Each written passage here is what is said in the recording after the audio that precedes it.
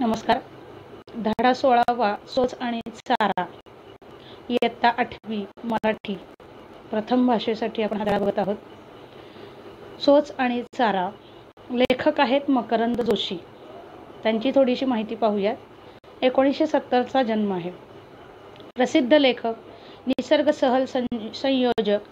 त्यांची प्रवास एका प्रवासाचा हे केसरी भाऊ पाटील यांचे आत्मकथन. 2 ध्रुवावर 2 पावले हे प्रवास वर्णन.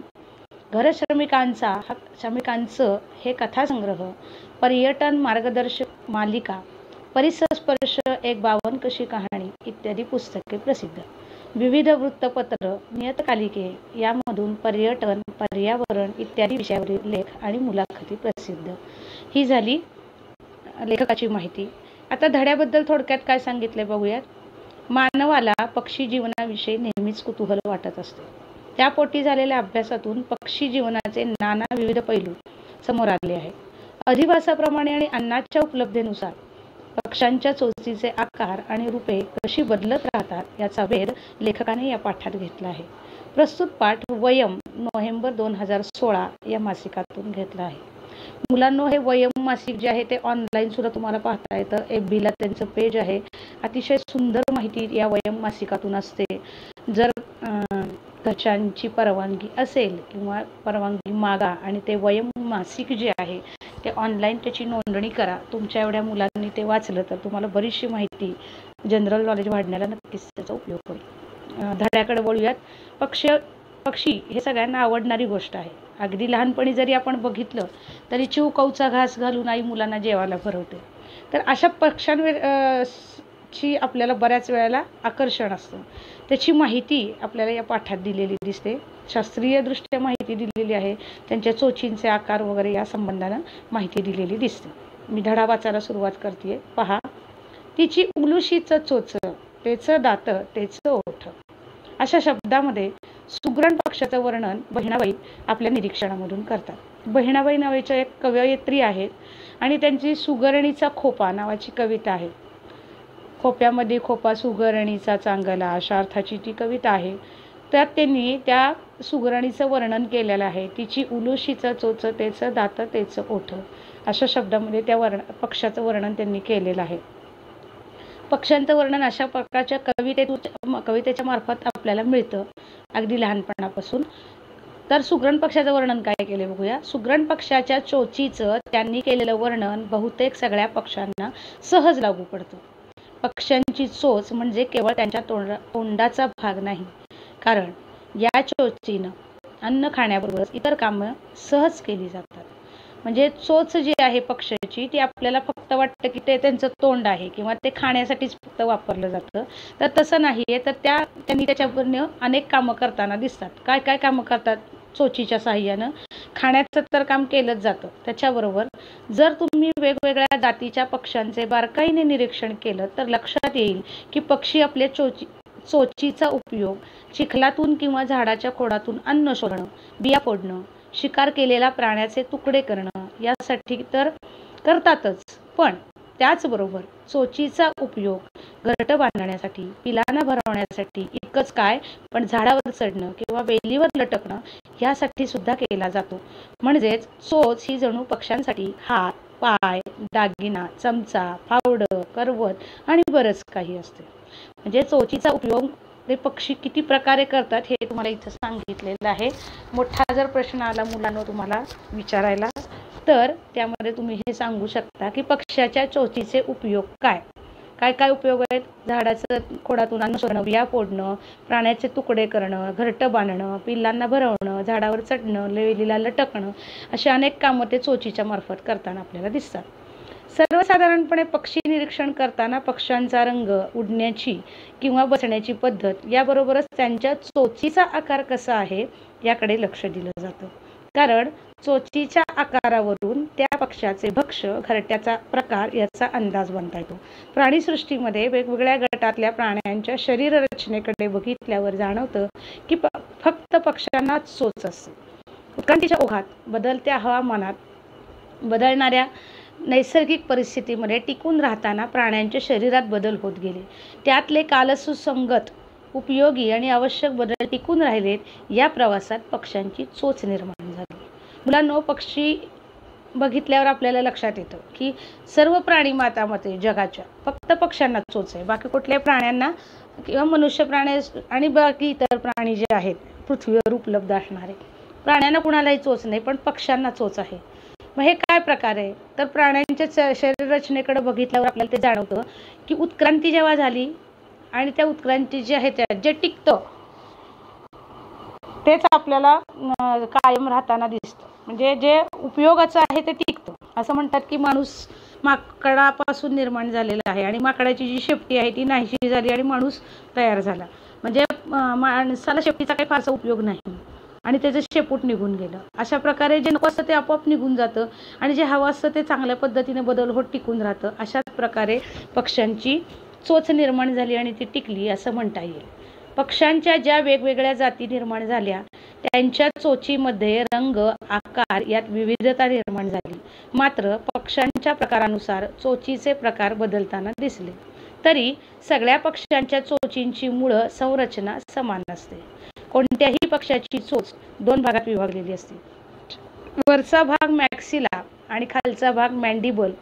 बहुतेक पक्ष्यांना याच चोचीवर बाह्य श्वसनेंद्रिय असते. पक्ष्यांच्या चोचीचे प्रकार कसे त्यांच्यानुसार बदलत गेले हे सांगतायत. आणि 2 खालची वरची चोच असते हे आपल्याला माहिती, पण त्या वरच्या भागाला मॅक्सिला म्हणतात आणि खालच्या भागाला मॅन्डिबल म्हणतात. आणि बहुतेक पक्ष्यांना ह्याच्यावर एक श्वसनेंद्रिय असतं. म्हणजे हा एक आपल्याला पडणारा प्रश्न असतो की पक्षी श्वसन कसं करतात? ते सजीव आहेत म्हटल्यावर ते श्वसन तर करणारच, मग त्यांना काय आपल्यासारखं नाक नाही आहे. मग त्यांचं श्वसनेंद्रिय काय आहे? तर चोचीवर बाह्य श्वसनेंद्रिय असते. तर बारकाईने निरीक्षण केलं तर चोचीच्या सुरुवातीला 2 लहान छिद्र दिसतात. या छिद्रामधूनच पक्षी श्वासोच्छ्वास करतात. अपवाद म्हणून किवी पक्ष्यामध्ये ही छिद्र चोचीच्या टोकावर असतात. फक्त किवीलाच ती टोकावर आहेत. बाकी सगळ्यांच्या चोचीच्या सुरुवातीला 2 छोटी छोटी छिद्र आहेत. जशी आपल्याला नाकपुडे आहेत तसं त्यांच्या त्या छिद्रांमार्फत श्वास घेतला जातो. पक्षी अंड्यामध्ये असताना त्यांच्या चोचीच्या टोकावर एक दातासारखा भागही येतो. त्याला एक टूथ म्हणतात. आता हे कशासाठी आहे? आपल्याला जे जे काही अवयव निसर्गाने दिलेले ते उगी दिलेले नाहीत, काही टाइमपास म्हणून दिलेले नाहीत किंवा काही उपयोग होत नाही असं नाही. दिलेल्या प्रत्येक अवयवाचा आपल्याला उपयोग असतो. मग ह्यांनी इथं काय सांगितलंय की पक्षी अंड्यामध्ये असताना त्यांच्या चोचीच्या टोकावर एक दातासारखा भागही येतो. त्याला एग टूथ असं म्हणतात. हा कशा करता आहे? तर अंड्यामध्ये पूर्ण वाढ झालेल्या पक्ष्यांच्या चोचीवर हा चिमुकला दात उगवतो. याच दाताच्या मदतीनं पक्षी आपल्या अंड्याचं कवच आतून फोडून बाहेर येतो. म्हणजे पक्षी अंड्या घालतं हे तर आपल्याला माहिती. मग त्या अंड्यातून तर लहान पिल्लू बाहेर कसं काय येतं? तर त्या स्वतःच्या चोचीनं ते चोचीवर जो दात आहे त्या दाताच्या साहाय्यानं त्या अंड्याचं कवच फोडतो आणि त्यातनं पक्षी बाहेर येतो. त्याला एग टूथ असंही म्हटलं जातं. अपवाद म्हणजे किवी पक्ष्याची पिल्ले. आता वर सांगितलं होते की किवी पक्ष्याला अशा प्रकारचं श्वसनेंद्रिय आहे. तसंच आता इथं काय सांगितलेलं आहे अजून? तर असंही सांगितलेलं आहे की या किवी पक्ष्याच्या पिल्लाला काय आहे? तर दात. अपवाद म्हणजे किवी पक्ष्याची पिल्ले. ही पिल्ले लाथा मारून अंड्याचं कवच फोडतात. त्यांना दात नसेल कदाचित, त्याच्यामुळे लाथा मारून अंड फोडून बाहेर येतात. स्टॉर्कसारखे काही पक्षी नेहमीच त्यांच्या लांब लांब चोची आपटताना दिसतात. चोचीवर चोच आपटून ते जो आवाज करतात त्याला वेगवेगळे अर्थ असतात. त्यांच्या एकंदर सगळ्याच गोष्टींना अर्थ असतो. वेगवेगळ्या वेळेला भूक लागली म्हणून वेगळा आवाज काढतील, झोप यायला लागली म्हणून वेगळा आवाज काढतील. त्यांचे पक्षी जर हरवले असतील, वाट चुकले असतील तर त्यांच्यासाठी वेगळे हाका असतील. अशा प्रकारे ते वेगवेगळे आवाज काढत असतात.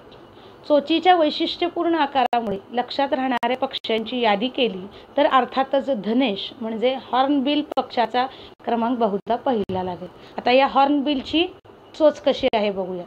तर त्याचा पहिला नंबर लागेल असं सांगितलेलं आहे, कारण त्याची चोच ही वेगळ्या प्रकारची आहे, वैशिष्ट्यपूर्ण आहे. गुलाबी फ्लेमिंगो पक्षाची चोच वैशिष्ट्यपूर्ण आकाराची असते. आपल्या गुलाबी शेंदरी पंखांनी अग्निपंख हे नाव सार्थ करणाऱ्या फ्लेमिंगोची चोच मध्येच वाकडी झालेली असते. फ्लेमिंगोची भक्ष्य शोधण्याची खाण्याची पद्धत जरा वेगळी आहे आणि त्याच्यासाठी त्याला ती तशा प्रकारची चोच दिलेली दिसते. पक्षाची चोच म्हटल्यावर सर्वात आधी जो शब्द आठवतो तो आहे अणकुचीदार. आपल्याला चोच म्हटले की चोचीसाठी आपण अणकुचीदार हे विशेषण वापरतो आणि ते लगेच आठवतं आपल्याला. तो कुणाकुणाला लागू होतो, म्हणजे कुणाकुणाचे चोची अणकुचीदार आहेत तर गरुड, घार, ससाणा अशा शिकारी पक्ष्यांना सापापासून सशापर्यंत अनेक प्रकारच्या प्राण्यांची शिकार करणाऱ्या या पक्ष्यांना आपली शिकार घट्ट पकडता यावी, फाडता यावी, तिचे तुकडे करता यावेत म्हणून बाकदार अणकुचीदार चोच असते. या चोचीच्या वरचा भाग खालच्या भागापेक्षा थोडा लांब आणि वळलेला असतो. या उलट सुतार, हुप्पो या पक्ष्यांची चोच एकदम सरळसोट असते. त्यांना जमिनीवरचे किडे, झाडाच्या खोडात दडलेले किडे शोधून काढून खायचे असतात. म्हणजे त्या पक्ष्याचं नैसर्गिक जीवन कसं आहे हे लक्षात घेऊन निसर्गाने त्यांच्या चोची तशा पद्धतीने बनवलेल्या असतात. काहींच्या बाकदार असतात, काहींच्या अणकुचीदार असतात. गरुड वगैरे जे आहेत ते मांसभक्षी पक्षी आहेत, त्याच्यामुळे त्यांना त्यांची जी चोच आहे ती अणकुचीदार आणि बाकदार आहे. तसंच खाली सांगितल्याप्रमाणे सुतार किंवा हुप्पो पक्ष्याची चोच ही सरळसोट आहे, कारण त्यांचा तशाच प्रकारचा त्यांना उपयोग होतो. चिमुकले शिंजीर अर्थात शक्करखोरा म्हणून ओळखले जाणारे सनबर्ड्स फुलामधील मधुर रस चोखतात. त्यासाठी त्यांना शरीरापेक्षा लांब आणि बाकदार चोच असते. वर दिलेला आहे पिवळा जो प्राणी पक्षी दिसतोय तो, त्याची चोच काय आहे, लांब आहे. का तर फुलातला मध त्याला शोषून घेता यावा ह्याच्यासाठी लांब आणि बाकदार चोच असते. आकाराने चिमणीपेक्षा लहान असलेला सनबर्ड एखाद्या फुलाच्या पाकळीवर आरामात बसून फुलाला धक्काही न लावता आपल्या पातळ बाकदार लांब चोचीनं फुलातला मध खातो.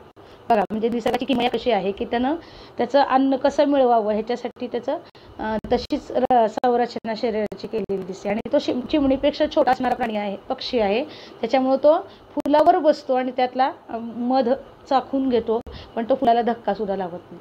चोचीचा सर्वात आगळा उपयोग करणारा पक्षी म्हणजे पोपट. आता हा पोपट आपल्या सर्वांना माहिती आहे. आपल्या काहीशा जाड शिवाय बाकदार चोचीने पोपट शेंगा किंवा अगदी तिळा इतक्या लहान बिया तर आरामात फोडून खातोच, शिवाय झाडाच्या डहाळ्यावरून चालताना याच चोचीने डहाळी पकडून पोपट आपल्या चोचीचा पायासारखा उपयोग करतो. म्हणजे त्या चोचीचा कशासाठी उपयोग केला जातो तर बिया फोडून खायला उपयोग होतो, शेंगा फोडून खायला उपयोग होतो. तसंच या झाडावरून त्या झाडावर चालत जाताना ती ढाळी तो पायानं जसं आपण काही एखादी गोष्ट पकडतो तशी तो चोचीनं पकडतो आणि पुढं चालत राहतो. उडता उडता पाण्यात सूर मारून अचूक मासे पकडणाऱ्या खंड्याची चोच सरळसोट आणि टोकदार असते, कारण तो सरळ सूर मारतो, त्याच्यामुळे त्याची चोचही सरळ असते आणि टोकदार असते. पाण्यातले मासे तो उचलून खातो. कीटकांवर विशेषतः माशावर उदरनिर्वाह करणाऱ्या वेडा राघूची चोचही त्याला उडता उडता माशा टोळ पकडायला सोपं जावं अशीच सरळ आणि लांब असते. म्हणजे जे पक्षी आहेत त्यांचं जसं भक्ष्य आहे आणि ते जसं त्यांना पकडायला सोपं जावं या प्रकारानं त्यांच्या सगळ्या चोची बनलेल्या दिसतात. आपल्या नजाकतदार घरटं विणणाऱ्या सुगरण किंवा बाया पक्षाची चोच फार वेगळी नसते. बहिणाबाईंनी वर्णन केल्याप्रमाणे तिची उलशीचं चोचत असून सुगरण पक्षी घरटे विणण्याची कलाकुसर कशी करते हा प्रश्न पडतोच. या उलट चोचीने पाने शिवून घरटे विणणाऱ्या शिंपी पक्षाची चोच एखाद्या सुईसारखी पातळ आणि टोकदार असते. म्हणजे सुगरणीचा खोपा हा सगळ्यात सुंदर, सुगरणीचं घरटं हे सगळ्यात सुंदर मानलं गेलेलं आहे. सुगरणीचा खोपा तर सुंदर असतोच, पण ते स्वतःच्या आपण जसं हाताने विणतो तसं ते तोंडानं म्हणजे चोचीनं विणतात. शिंपी पक्षी सुद्धा त्यामुळे त्याची चोच जी आहे ती सुईसारखी टोकदार आणि पातळ आहे, छोटीशी चोच आहे आणि त्याच्या साह्यानं तो त्याचं घरटं विणताना दिसतो. म्हणजे त्या चोचीचा उपयोग त्यांना किती आहे हे आपण या ह्यानं बघू शकतो. पक्ष्यांचे हे चोच पुराण पाहिल्यावर एक गोष्ट लक्षात येते निसर्गाच्या या अफाट पसाऱ्यामध्ये प्रत्येक जीवाला विशिष्ट असं स्थान आहे आणि त्या स्थानावर तो जीव राहावा म्हणून निसर्गाने त्याला काही आयुध हत्यारं दिली आहेत. पक्ष्यांची चोच हे त्याचं उत्तम उदाहरण म्हणता येईल. प्रत्येक पक्ष्याची चोच त्याच्या अधिवासाप्रमाणे अन्नानुसार बदलताना दिसते. पण असे वेगवेगळी भूमिका बजावणारे पक्षी एखाद्या परिसरात नसतील तर या तरवरही निसर्गाकडे उत्तर आहे. दक्षिण अमेरिकेतल्या गॅलापॅगोस बेटावर फिंच पक्ष्याच्या 13 प्रजाती आढळतात. म्हणजे आता एकाच ह्याच्यातले जर पक्षी अनेक आढळत असतील प्रजाती तर त्यांचं कसं असेल हेही दिलेलं आहे. काय सांगितलंय बघा आता, या फिंच या एकाच प्रकारात असल्यामुळे त्यांची मूळ शरीर रचना सारखीच असते, पण त्यांचं खाद्य मात्र वेगवेगळं आहे. म्हणजे एक फिंच जमिनीवरील किडे खातो, दुसरा कठीण कवचाची फळे खातो, तिसरा अन्नधान्य खातो, तर चौथा झाडाच्या सालीतील किडे खातो. आता खाणं बदलल्यामुळं या सगळ्यांच्या चोचीचे आकार, रचना बदललेली पाहायला मिळते. पक्ष्यांच्या चोचीची ही माहिती वाचल्यानंतर ज्याने चोच दिलाय तो चाराही देतो, या म्हणीचा नेमका अर्थ ध्यानात आला असेल. म्हणजे जसं भक्ष आहे तशी चोच दिलेली आहे, म्हणजे प्रत्येकाच्या अन्नाची सोय देवानं केलेली आहे असं सांगताना आपण ही म्हण वापरतो. आणि ही म्हण किती सार्थ आहे हेही आपल्याला या याच्यातनं दिसतं.